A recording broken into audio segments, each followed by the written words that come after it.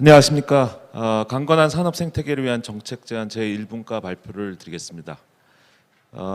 이번 우리 분과에서 우리가 주로 이제 관심을 가지고 들여다본 내용은 이 플랫폼 산업 발전과 이 어떤 그 정책의 어떤 균형, 이걸 어떻게나 가져갈 것인가, 그리고 구체적으로 조그마한 성과라도 그 성과를 어떻게 낼 것인가, 그리고 이 플랫폼을 위한 인프라를 어떻게 구축해 갈 것인가, 그것이 정책적으로 어떻게 구현될 수 있는 건가, 이런 거에 이제 초점을 두고 우리가 이제 주로 이제 연구를 진행했습니다. 그래서 이제 뭐 방금 전에 박사님께서도 설명했습니다만 학계와 업계에 계신 분들이 같이 모여서 유형별 맞춤형 정책 제안, 그다음에 기술 기반 혁신 플랫폼 경쟁 강화 방안, 그리고 플랫폼 스타트업 지원 방안, 이렇게 세 가지 관점에서 접근했습니다. 그래서 이제 첫 번째 말씀드릴 이제 맞춤형 정책 방안이라는 거는 그 디지털 플랫폼이라는 게 이제 하나의 이름으로 불리고 있지만 실제로 플랫폼의 형태는 매우 다르고, 그 다른 형태의 플랫폼을 한 가지 정책으로 우리가 접근한다, 이거는 이제 좋은 전략이 아니다. 그래서 그럼 어떻게 이 플랫폼을 분류하고 유형화할 것인가, 그래서 거기에 맞는 정책을 어떤 방식으로 접근해야 되느냐, 이런 배경에서 우리가 접근을 했고요. 그래서 실제로 이렇게 조사를 해보니까 분류를 인프라, 신유형, 컨텐츠, O2O 등등으로 이렇게 분류를 했습니다. 그래서 정책의 초점도 각각의 플랫폼에 따라서 어느 쪽에 이렇게 볼 것인가, 즉 이렇게 플랫폼의 어떤 생태계를 활성화하는 것이 중요한 것인가, 아니면 플랫폼의 시장 점유율이 굉장히 높아서 지배도가 너무 높아서 그 영향력을 미치는 문제가 많이 발생하는가, 이런 것들을 들여다보는 게 굉장히 이제 그 접근 방법이 달라지게 된다, 이제 이런 말씀을 드릴 수 있고요. 좀 더 자세하게 들어가면 유형별 정책 매트릭스를 저희가 구성했는데, 그래서 이제 플랫폼별로 보면은 이렇게 뭐 이제 예를 들자면 이제 커뮤니케이션 플랫폼 같은 경우에는 잘못된 정보가 도달되는 거, 이런 것들은 이제 정책적으로 우리가 접근을 상당히 깊이 있게 해야 되는 그런 부분이라고 볼 수가 있겠습니다. 하지만 뭐 실물 재화, 뭐 예를 들어서 뭐 그 상거래 플랫폼이라든지 이런 거면은 거기에 걸맞는 상거래에 맞는 정책이 필요한 거겠죠. 그러니까 그런 식으로 유형별 정책이 굉장히 다른 방식으로 가야 되는데, 그래서 이제 우리가 구체적으로 어떤 분류 기준을 가져갈 것인가, 그래서 이제 5가지 기준을 우리가 도출했습니다. 그래서 플랫폼 간의 차별성 정도가 얼마나 있는지, 그 멀티 호밍이 또 얼마나 가능한가, 그 다음에 플랫폼의 가격 통제력 정도는 어떠한지, 그리고 플랫폼의 이중적 지위, 이런 특히나 이게 자사에 대해서 이렇게 뭐 좀 더 우대를 한다든지 이런 것들에 대한 것들을 우리가 좀 더 고려해야 될 필요가 있다고 하고요. 그리고 마지막으로는 이용자 대응력의 정도를 우리가 서비스 유형의 분류에 꼭 들어가야겠다, 이렇게 도출하게 됐습니다. 그래서 좀 더 구체적으로 기술 기반 혁신 플랫폼의 경쟁력 강화 방안에 한 가지씩 말씀을 드리자면, 먼저 말씀드릴 게 이제 클라우드입니다. 이제 클라우드는 이제 디지털 플랫폼의 인프라에 해당한다고 볼 수가 있는데요. 저도 뭐 이런 연구 논문을 낸 적이 있습니다만, 일종의 플랫폼의 플랫폼이라고 불릴 만한 영역입니다. 실제로 플랫폼 영역에서는 뭐 앱스토어도 그러하고 클라우드도 그러하고 사실 우리나라 플랫폼들이 큰 역할을 하지 못하고 있는 게 현실입니다. 그래서 이런 거는 사실 국가 차원에서 정책이 필요한 건데요. 근데 현재 이런 클라우드 서비스는 공급자 중심으로 지금 운영이 되고 있다는 게 큰 문제점입니다. 무슨 말씀이냐면, 이 클라우드 서비스를 이용하는 사용자들 입장에서는 이 공급자들이 제공하는 정보를 정확히 알 수가 없습니다. 우리가 흔히 이제 정보 비대칭이라는 말씀을 쓰죠. 그래서 이제 클라우드 서비스를 제공하는 사람들은 클라우드 정보에 대한 많은 정보를 가지고 있고, 반면에 클라우드 서비스를 쓰는 사람은 제한된 정보밖에 갖지 못하는 어떤 이런 문제가 있습니다. 그래서 이런 데는 어떤 정책이 필요냐면은, 사실 정부기관이 이런 여러 가지 클라우드 서비스를 클라우드 사용하는 사람들 입장에서 쉽게 접근할 수 있도록 이렇게 정리해 줄 필요가 있는 거죠. 물론 아주 디테일하게 규격화해서 뭐 서비스 오퍼링을 다 정리할 필요는 없습니다만, 그래도 어떤 클라우드 서비스의 장단점이라든지 뭐 지금 화면에서 볼 수 있는 클라우드 정보 비교표 같은 것들을 제공해서 그래서 소비자들이 정보 비대칭성으로 말미암아 겪게 되는 어려움들 그게 이제 사실은 제가 방금 전에 소비자라고 말씀드렸지만 실제로는 플랫폼 또 사업자들이죠. 그런 사업자들이 충분한 정보를 가지고 플랫폼 사업을 할 수 있도록 하는 그런 기준을 마련할 필요가 있다 이렇게 말씀드릴 수 있겠습니다. 그래서 이제 결국 이런 것들은 이제 플랫폼상의 어떤 경쟁을 강화하는 그런 게 될 수가 있겠고요. 이제 두 번째 드릴 포인트는 이제 메타버스입니다. 이제 메타버스는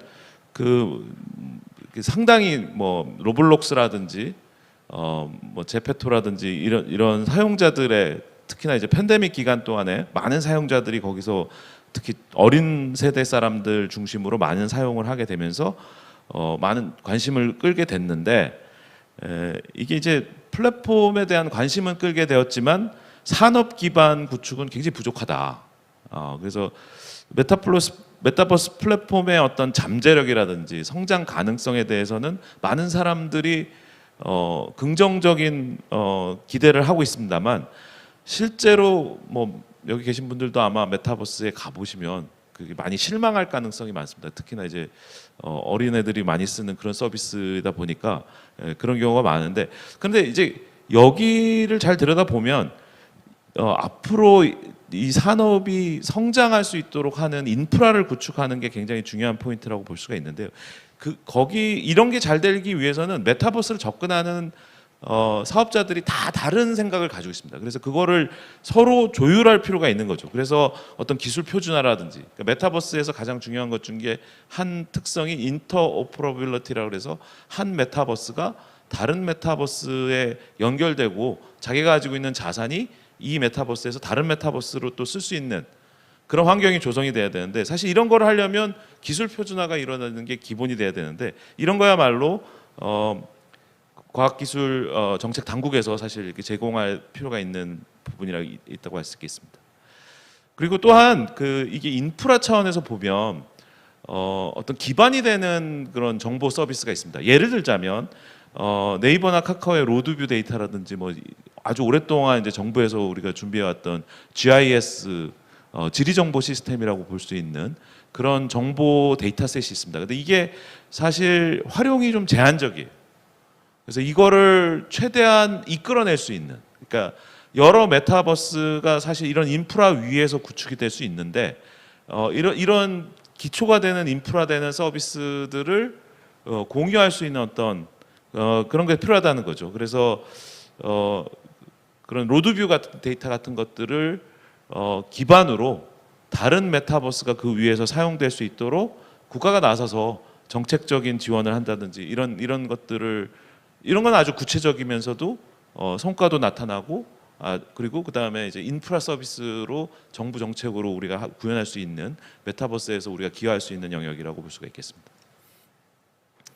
그다음에 이제 AI 플랫폼, 뭐 AI의 중요성은 뭐 제가 다시 한번 말씀드릴 필요는 없을 것 같고, 그런데 이제 AI의 그 어플리케이션을 만들기 위해서는 역시 이것도 마찬가지로 기초가 되는 서비스, 기반이 되는 서비스를 만드는 게 중요합니다. 그러니까 즉 예를 들자면 이 AI를 위해서 어떤 기반이 되는 소프트웨어 같은 거는 사실 일개 회사가 투자해서 사실 하기는 굉장히 어렵습니다. 그러니까 이런 거는 또 정부만 또 한다고 되는 일도 아닙니다. 그래서 이런 거는 이제 민간, 정부, 대학 이런 게 어떤 이렇게 합심해서 산업 특화된 AI 어플리케이션을 만들어내는 그런 걸 만들어내는 게 굉장히 시급합니다.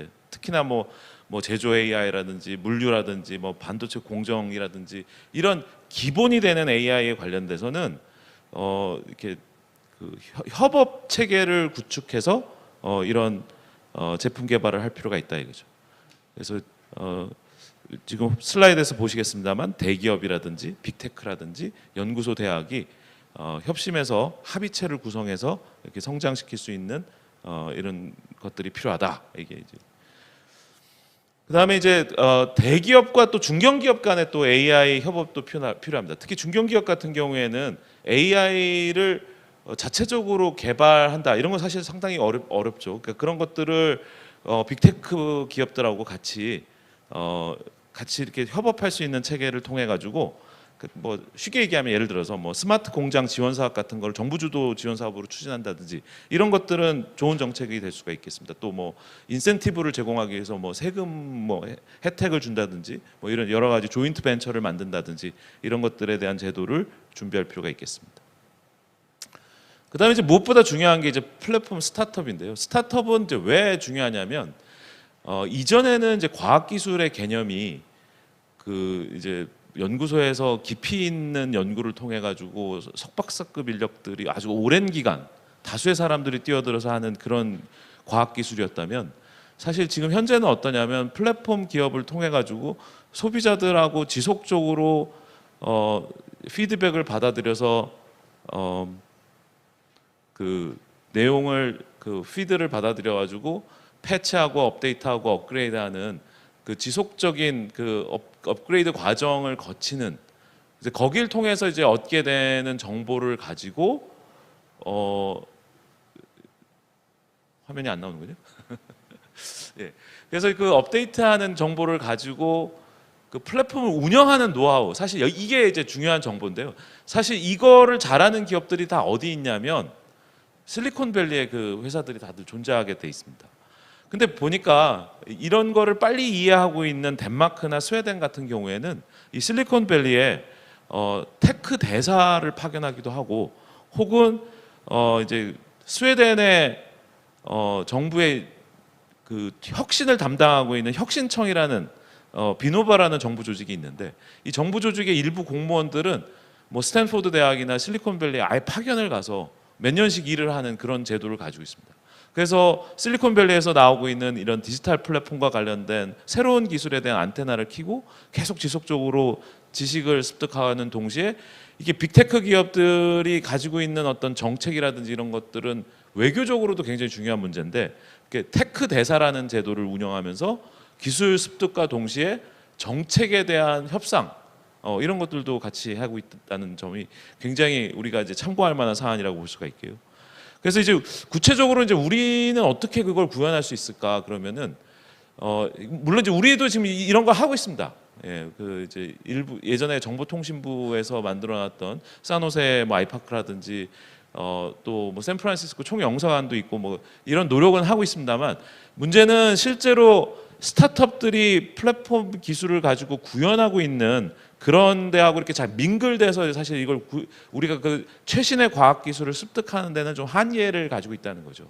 그래서 이걸 좀 잘하기 위해서는 그 실리콘밸리 그 샌프란시스코 베이 지역에서 직장을 다니고 있고 최신의 과학 기술을 가지고 플랫폼 회사에서 일을 하고 있는 사람들하고 같이 스타트업을 하고 또 그런 스타트업을 또 키우고 또 거기에 이제 관련된 벤처 캐피탈, 엑셀러레이터 이런 것들을 그래서 이제 우리 그 연구반에서 나온 아이디어 중에 하나가 뭐 스탠포드 대학 앞에 있는 이제 건물 하나를 인수해서 거기서 뭐 백야드 파티 같은 것도 미더 파티 같은 걸 열어서 VC들, 엑셀러레이터들하고 같이 어울리는 이런 것들을 만들고 동시에 그 실리콘밸리 지역에서 일하고 있는 그 과학기술 인력들하고 우리가 이제 인적 네트워크를 강화하는 이런 노력을 강화해야 되겠다 이렇습니다.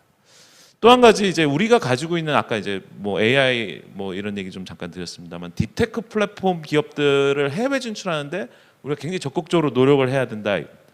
예를 들어서 뭐 하이퍼커넥트, 수아랩 이런 데는 아주 성공적으로 회사를 매각하거나 뭐 같이 일하게 되는 대기업 세계적인 대기업들하고 같이 일할 수 있는 그런 기회도 얻게 됐는데요. 이런 딥테크 플랫폼 기업들을 기술에 대한 이해를 가지고 발굴해서 엑셀러레이터 VC들하고 연결해서 빠른 시간 내에 성장시키는 그런 정책이 필요하다 이런 말씀입니다. 그래서 이걸 구체적으로 하는 방안에 대한 얘기는 있고요. 근데 이제 이게 또 중요한 게 각 다른 부서들과의 그 이렇게 겹치는 부분이라든지 KPI 관리 같은 게 굉장히 중요합니다. 근데 기존의 다른 부처에서는 지금까지 양적 성장에 너무 집중해서 뭐 몇 건 투자 검토했다, MOU를 몇 건 체결했다 이런 거에 너무 집중해서 보고 있습니다. 근데 지금은 이제 우리는 과학기술의 어떤 질적인 정책을 필요로 한다 이거죠. 그래서 좋은 스타트업, 플랫폼 스타트업을 성장시킬 수 있는 그런 정책으로 우리 발전시킬 필요가 있다 이런 말씀을 마지막으로 드리고 싶습니다. 예, 말씀드려서 감사합니다. 이상입니다.